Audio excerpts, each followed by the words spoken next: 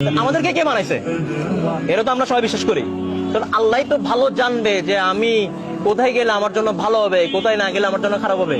আমার শরীরের জন্য কোনটা করলে ক্ষতি হবে, কোনটা করলে ভালো হবে। আমার সময়ের জন্য কোনটা করলে ভালো হবে, কোনটা করলে ক্ষতি হবে। একদিন চলে যাবো ভাই, দুনিয়াটা তো ক্ষণস্থায়ী, এটা তো বিশ্বাস করি। আমাদের পড়াশোনাটা দরকার, কিন্তু দুনিয়াবি ইলম যেরকম দরকার, দ্বীন ইলমও দরকার ভাই।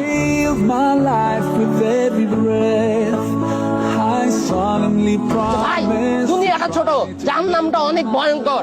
আজকে যে মেয়ের সাথে আপনি আছেন, এই মেয়ের সাথে আপনার অনুভূতি কয়েক মিনিটে। আমাদেরকে এখন একসাথে হওয়ার সুযোগ দিছে, এটাই ইঙ্গিত দেয় যে আল্লাহ এখন আমাদেরকে লাস্ট একটা অপরচুনিটি দিচ্ছে। কিন্তু আমি কখনো আল্লাহর অবাধ্য হয়ে জাহান্নামে তো যেতে পারবো না।